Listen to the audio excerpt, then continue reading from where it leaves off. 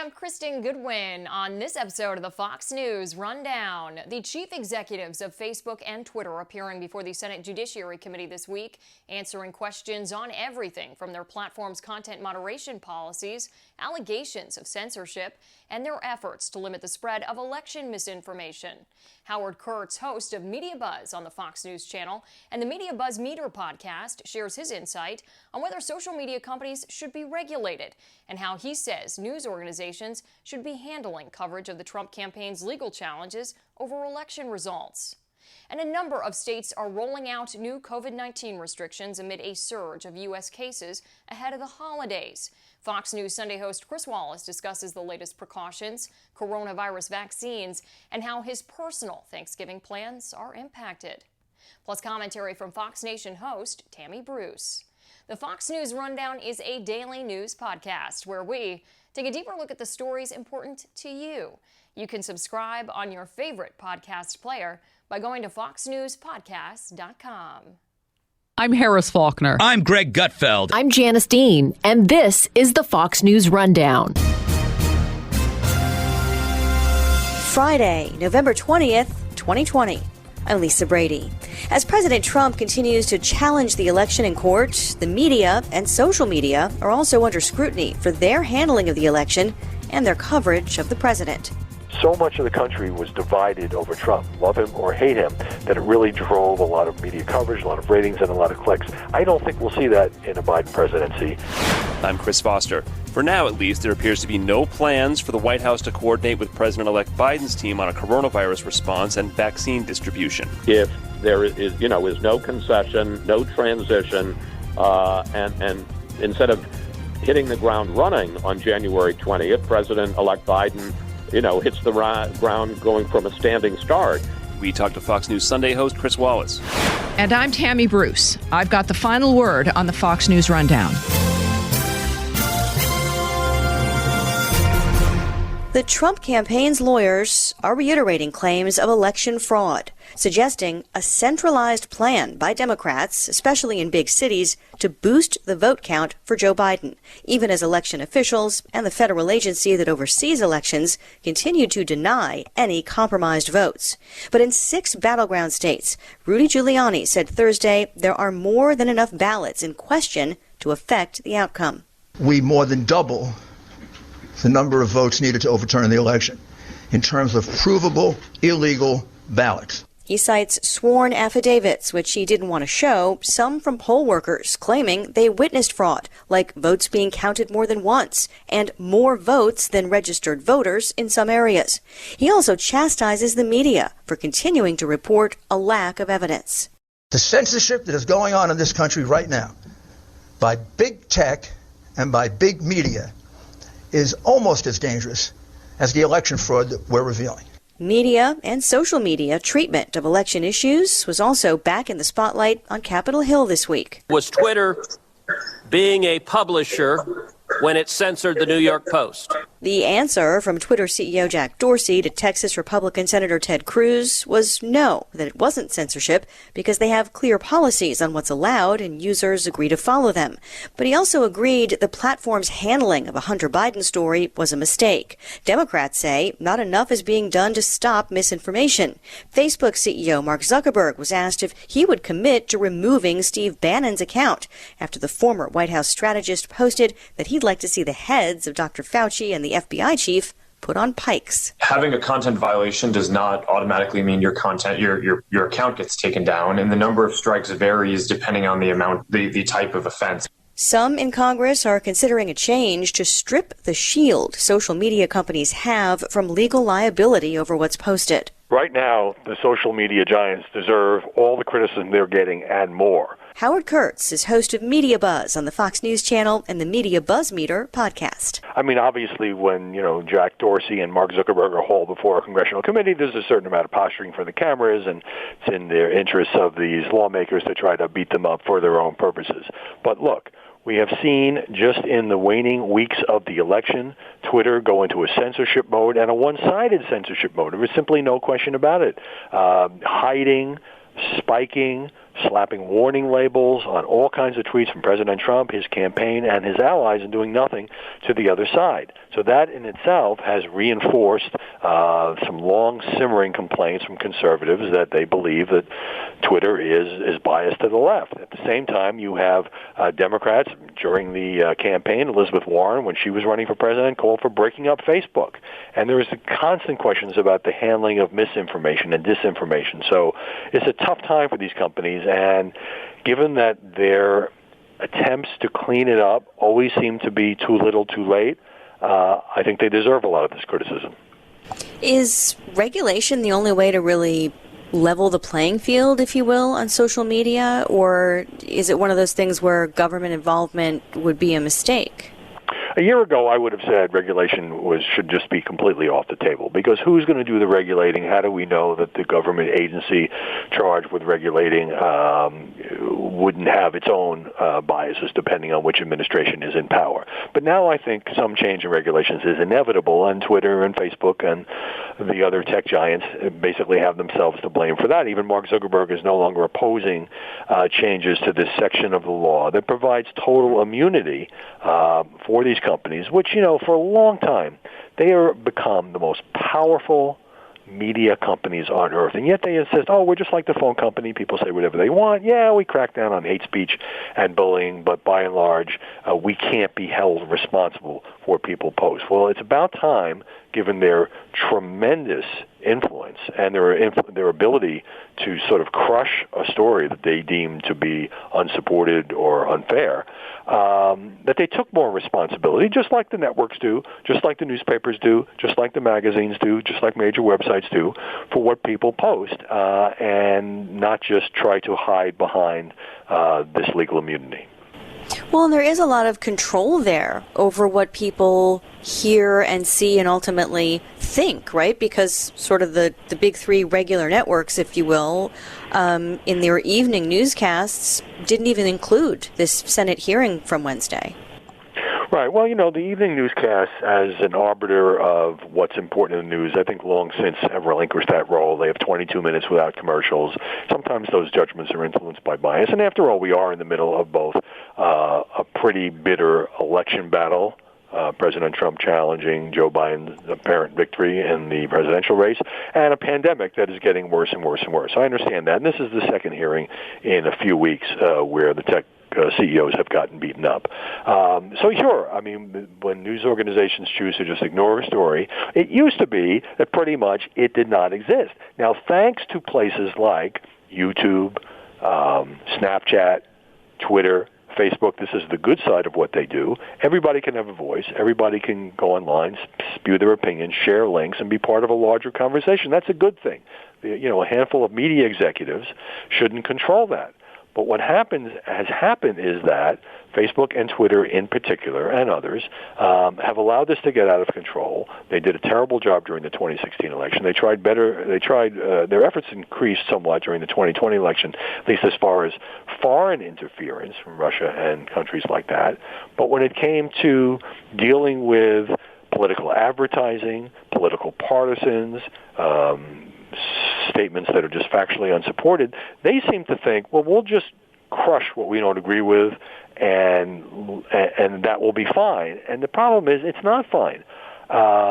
We can't have a system where the Silicon Valley corporations can override the judgment, for example, of the New York Post by refusing to allow anybody to share the allegations against Hunter Biden that were made by people associated with the Trump campaign. Now, that New York Post story may have been terrible, or it may have been fine, but there was an attempt to suppress it, to censor it, and ironically, that ended up drawing more attention to the story that otherwise would have gotten. And Jack Dorsey, at the hearing the other day, did apologize for the handling of it and said they had made a mistake and they had changed the policy.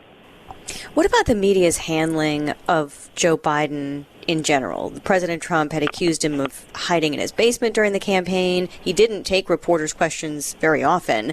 And when he did, the media was accused of giving him softballs. And then since his projected win as president-elect, more softballs? During the campaign, Biden had a strategy, and that strategy was spend most of the summer at his Delaware home, not do many interviews, let President Trump dominate the media spotlight in a way that would make the campaign, the election, more of a referendum on him. And I guess you'd have to say that it worked. I constantly complained that journalists usually cry bloody murder if they don't get access, and Biden gave so little access, even to his own press corps. It took so few questions at so few national television interviews that I think we as a profession should have made more about it. Now, since the election, look, I understand a new president-elect gets a little bit of a honeymoon at his news conferences so far. Biden's been asked, well, what future policies would you pursue, and that's fine. But most of the questions have been about why doesn't President Trump concede? Should you take legal action? Isn't this hampering you? And just basically open invitations for Biden to beat up on Trump. And I think the early indications are that once Joe Biden becomes president, first of all, he's not going to be talking to reporters 5-6 times a day like President Trump does. Very few presidents have done anything resembling that.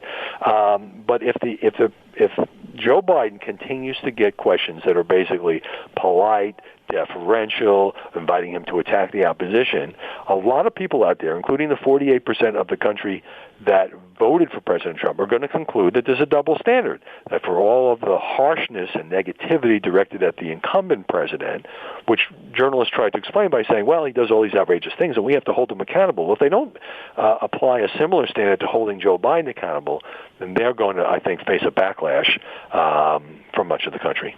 A lot of the coverage of President Trump at this point seems focused on his refusal to concede instead of the details of what's happening with his challenges in court. Is it fair for networks to be, dismissive of one side's arguments? Well, I think that the president's legal arguments have gotten a fair amount of coverage, and I think since he hasn't won any major cases in any of the contested states, and since he and Rudy Giuliani have thrown out a lot of claims that they have not provided evidence for, that it is fair for the media to be aggressive and say, while we certainly think the president has every right to do this, if he doesn't back it up with evidence, and if there are legal setbacks, of which there are many, I think it's fair to cover that. The notion that he hasn't conceded, is sort of a very novel news story. If you throw out Bush versus Gore in 2000, any presidential candidate who is declared the winner by the major networks and has a margin, Biden basically, Trump would have to flip 3 states in order to overturn the results of this election. That's newsworthy in itself. But it does seem the tone of the way, particularly when Biden is questioned, and the tone of many of the reports, that many of the anchors, journalists, and commentators as well, are kind of outraged that President Trump is still pursuing this. That, I think, crosses the line. But I do think it's fair to question, does he have evidence of widespread fraud? And remember, it has to be fraud at a high enough level to overcome the margins that Joe Biden has amassed in states like Pennsylvania and other battleground states. Assuming President Trump ends up out of office, how much will the media landscape change? Even if he keeps tweeting. Well, first of all, I think Donald Trump will get enormous attention over the next 4 years.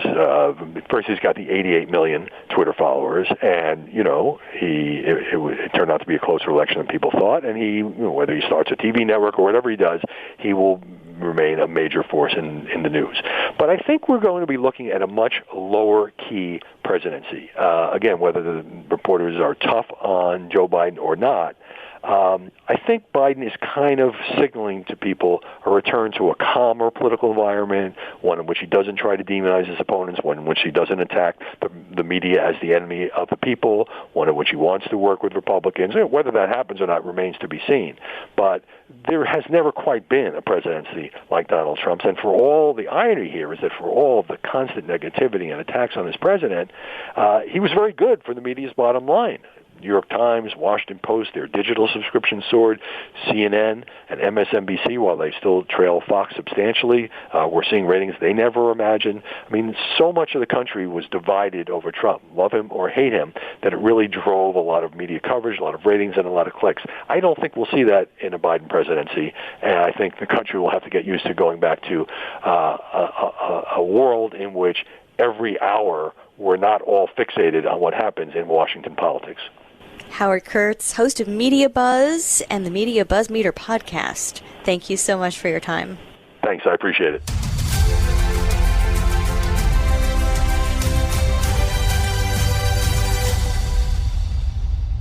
This is Tammy Bruce with your Fox News commentary coming up.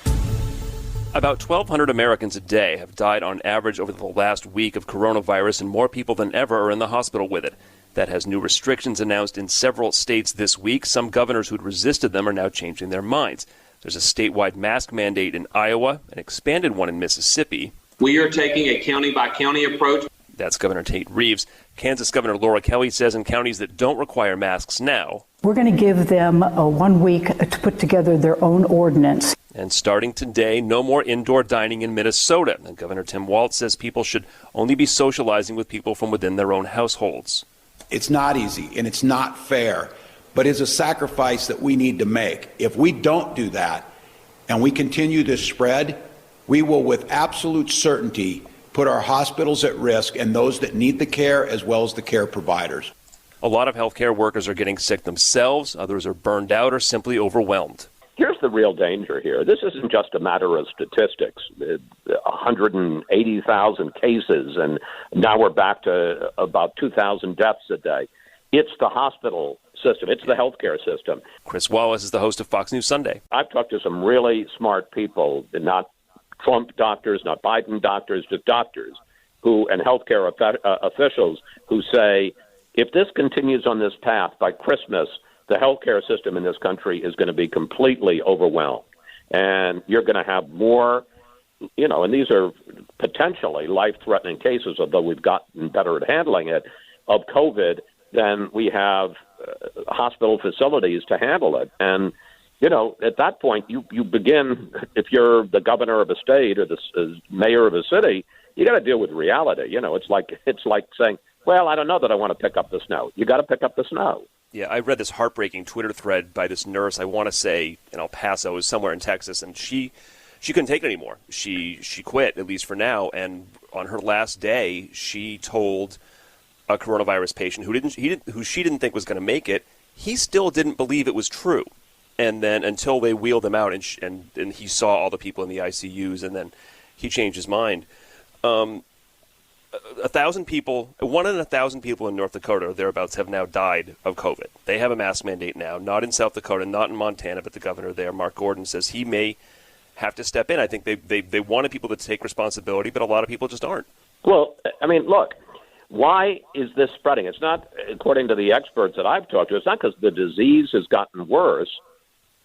It's because we're not taking the steps. And obviously, one of the steps was to stay outside, and that's become much harder to do as we get cold weather. It's not like winter or late fall, early winter is unforeseeable.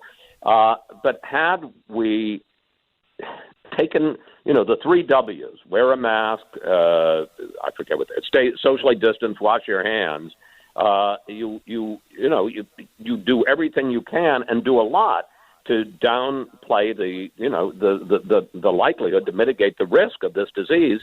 And in too many states, I understand it. People have gotten tired of it. It's gone on so long. But people have gotten sloppy, have gotten lazy.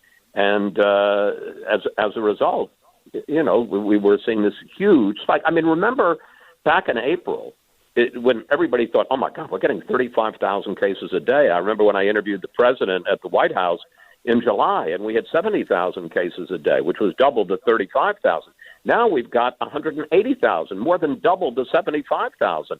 It's been this mountain of a rise and then a fall and then a bigger rise and a fall, and then now we're in the steepest rise yet. And these numbers are unimaginable. 100. We're getting close to 200,000 cases a day, and we're over 250,000 deaths so far from this disease. And the surge, unfortunately, happens to be hitting with Thanksgiving coming up and then Christmas coming up, and it's going to be hard for a lot of families to not keep up their traditions. And you know what? You tell yourself, well, I can't get sick from Uncle Dave. That's Uncle Dave. It'll be fine. So, I assume the numbers are just going to keep getting worse and worse before early January. Yeah, I want to tell your listeners a story, frankly, about me, and I'm just going to put it out there. I have not seen one of my children, my eldest son and his wife and my 3 grandchildren since February. And they have a place. They live in New York. They have a house out on Long Island. And I was going to go up for Thanksgiving and see them. And, my wife and I were going to drive up. We're going to drive straight through, not stop anywhere, go up there. And, last week, I decided I had to pull the plug on it. I hate that. I really want to see my 3 grandchildren, but I think it's irresponsible to them. I think it's irresponsible to us. And all I'm saying is, I have decided that you'd, rather be safe than sorry. And, we have spent 8 or 9 months, those of us who haven't gotten sick, protecting ourselves and doing the right thing, particularly now with these vaccines around the corner and therapeutics getting better. It's the last time we should let down our guard. Speaking of the vaccines, President-elect Biden says he wants coordination on all this, including vaccine distribution. It seems to me that you should, no matter if you're going to fight this or not in court, the president, it seems to me you should be able to say on parallel tracks, look, we'll cooperate at least on coronavirus and matters of national security. You don't have to be certified to do that. What's the White House argument against it? The White House argument is obviously it looks like the president is conceding. I couldn't agree with you more, Chris. I just think, the stakes are so high. And I've talked to a number of people, some inside the Trump administration, who say there is going to be a real price if there is no concession, no transition, and instead of hitting the ground running on January 20th, President-elect Biden, hits the ground going from a standing start. And I agree with you. What's the possible damage to letting them know what your plans are, what your distribution plans are, what your mitigation plans are? And frankly, it's the former vice president. It's Kamala Harris who's getting intel briefings anyway, to giving them national security information. The worst thing that happens is you've wasted the time of the briefers to give them this information. The good news is that if he does end up as the president-elect, he's in better shape to handle these things. I don't understand. I understand it from a narrow political messaging purpose. You don't want to give them the information because it makes it harder to claim that they've stolen the election from you. But it seems to me that possible cost versus the enormous benefit to just giving the briefings. That's all. Just give the briefings. Don't concede.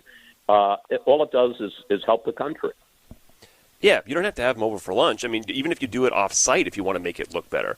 Or, the vaccine news is remarkable in that the trials have gone better than anybody's wildest dreams, and I hope the distribution goes as well.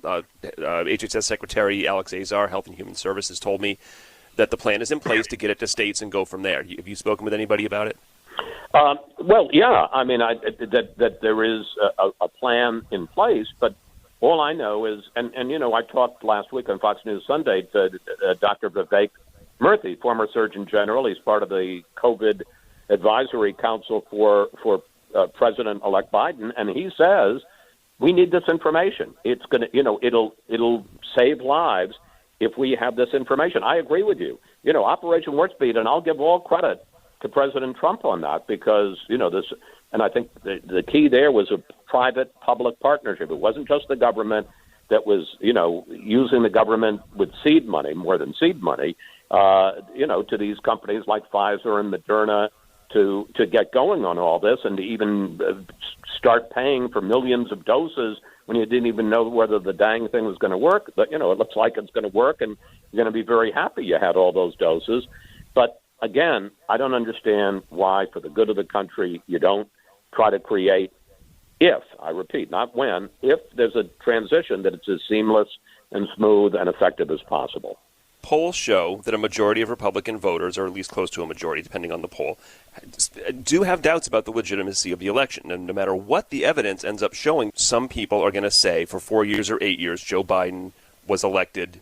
It wasn't elected, that it's illegitimate. Now, is this just going to be forever with everything, with every national emergency, every election is just going to be called by fake news by enough people in charge that a lot of people buy into that?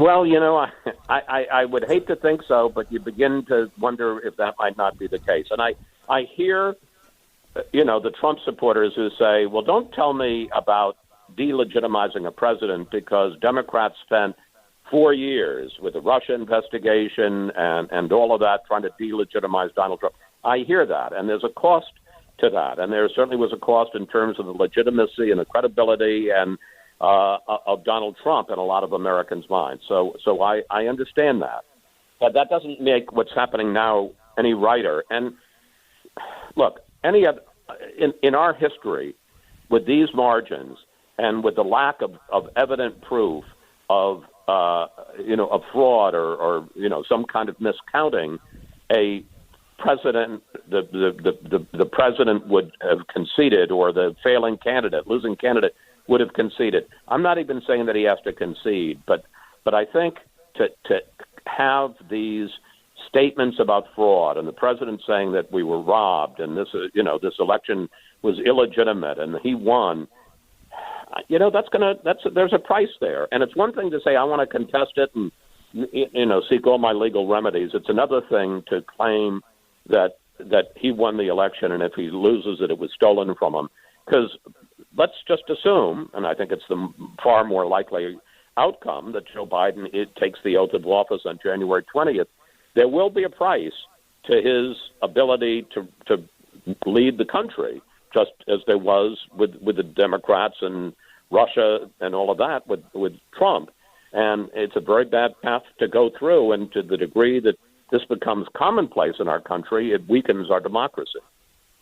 Chris Wallace, host of Fox News Sunday. Enjoy whatever Thanksgiving you do have. I'll probably talk to you in a couple weeks. It's just my wife Lorraine and me staring at a Yule log on a TV, and it's not even Christmas. That sounds about what. But I'm seriously, folks, just be safe. Just really, forget the momentary. I know everybody wants to be together, and I know how lonely we've been, but you can't give up now. We're so close to the finish line. Thanks, Chris. Thank you, Chris.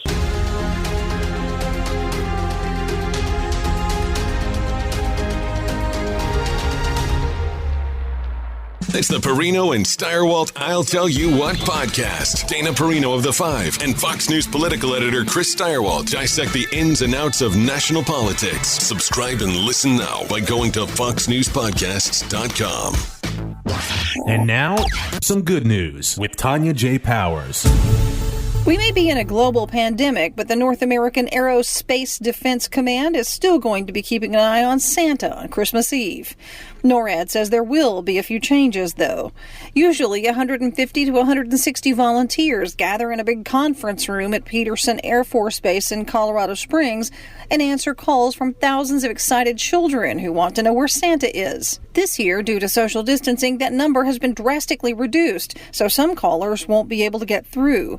They will still be able to see Santa's route at noradsanta.org, as well as on social media and Santa tracking apps coming soon to the Google Play and Apple app stores. Tonya J. Powers, Fox News.